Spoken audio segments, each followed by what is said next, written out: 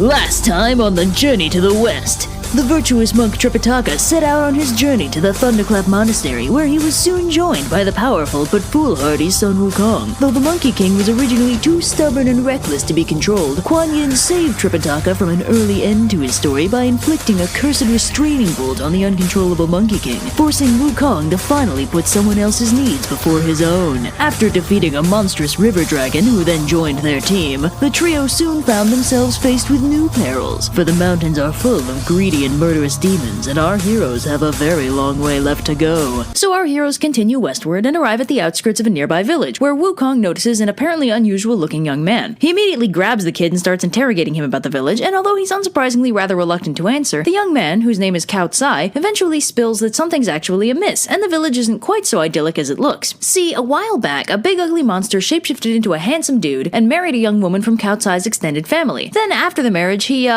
let himself go a little, and his father-in-law, the patriarch of the family, objected rather strenuously to having such a hideous monster as a son-in-law, so he sent Cao Tsai out to find someone to exorcise the demon, which has so far been unsuccessful. Now, of course, Monkey's like, boy, are you in luck, I happen to be an expert at kicking demon ass. So they enter the village and talk to the patriarch, who confirms that 3 years ago, this super handsome dude showed up asking for his youngest daughter's hand in marriage. The patriarch agreed, but the handsome dude turned out to be an ugly shape-shifting pig demon instead. I'd make an online dating joke, but I'm more surprised by the fact that, with shape-shifting as ubiquitous as it is in this world, why doesn't this kind of thing happen more often? So anyway, even though the pig demon's a pretty hard-working guy, he's super ugly and kind of possessive, and all the patriarch really wants is his daughter back, and for the pig dude to not be affiliated with him or his family anymore. So in this exciting episode, Sun Wukong gets to serve divorce papers. So Wukong casually rescues the patriarch's daughter. Yeah, like that'd be hard for him. And then shapeshifts to look like her and lies in wait for the pig demon. Soon enough, the demon returns and Wukong's like, oh man, darling, my parents are just being so rude about us. I hear they're getting someone to exorcise you. Oh, no need to worry, sweet cheeks, there's no exorcist alive that can hurt me. I think they said his name was Sun Wukong?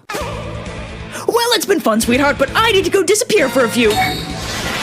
Where are you going, darling? So they fight, and Wukong chases him back to his secret lair at Cloudy Path's cave, and along the way he learns that the pig demon actually used to be a member of the Court of Heaven, who got sloppy drunk, hit on a woman way too many times, and got turned into a monster and kicked out of heaven as punishment. He would have been executed, but our boy the Gold Star of Venus intervened on his behalf. Not to be jaded, but that kinda seems like the only thing the Gold Star of Venus does. So then they fight, and it's awesome, but then the pig demon calls a timeout and runs away. So Wukong returns to Tripitaka and fills him in, and takes a moment to sass the patriarch Cao for being a pretty bad father-in-law to his relatively hardworking demon son-in-law. And then he zips back to fight the pig demon again. So they fight some more, and eventually Monkey asks why the pig demon's fighting him with a rake, and the demon's like, a rake? Ha! This is no ordinary rake. One blow from this and your very soul will be rent asunder.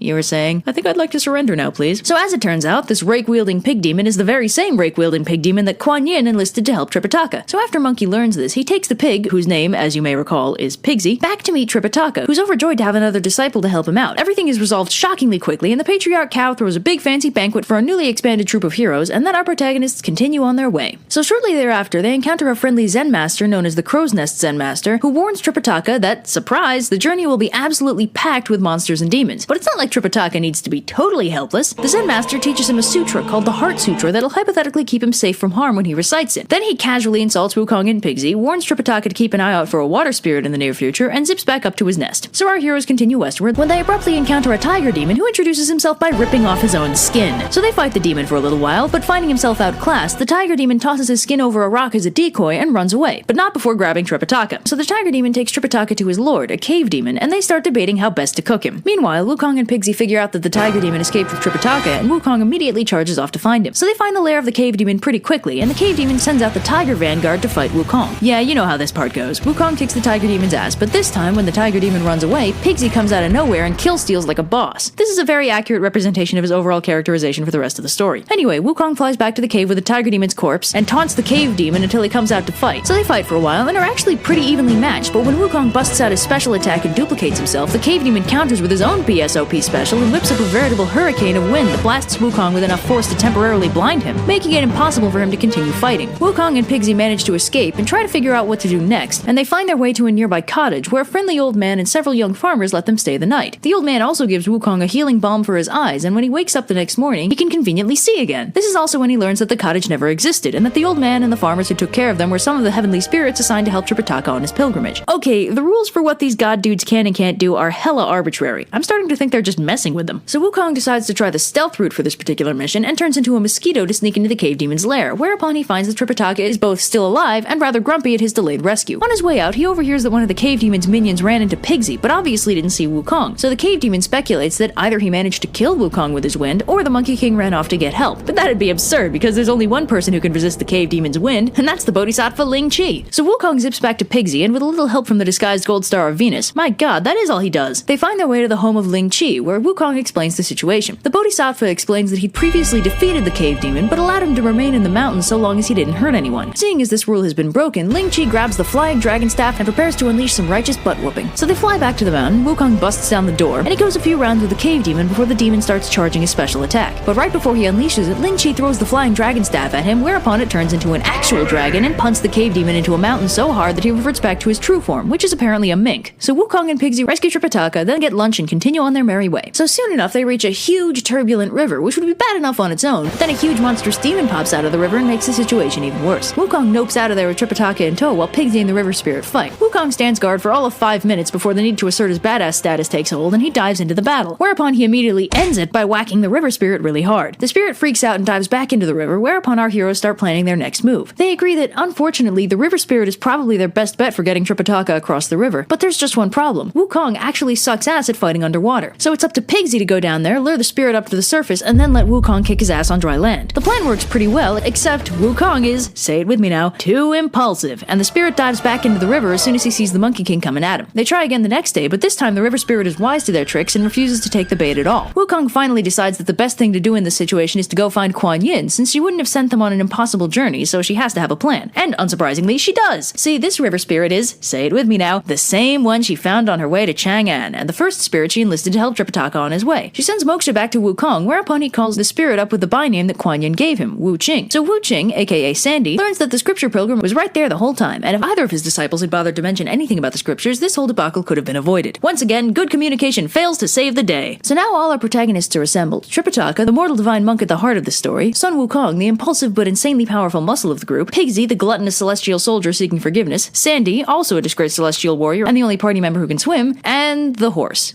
Hey, you were in a river when they first found you. You clearly know how to swim. Why couldn't you fight Sandy? Or just take Tripitaka across the river in the first place? Don't give me that kind of backtalk. What do you even do? I don't care if you're an allegorical representation of the human will. You're a goddamn dragon. You have no business being this disappointing. Okay, so now that the story's been entirely set up and our cast has been assembled, the journey to the west becomes very episodic. It's a real monster of the week kind of thing, with a new mountain and corresponding monster every couple chapters. Now, they're all good, and you should really just read the books. But for the sake of education and also pure fun, I'm going to be covering the more memorable, dramatic, or funny episodes in a series of shorter videos with one to each episode, while skipping over the filler and the 8-chapter power-up sequences. So get ready for Journey to the West, Kai!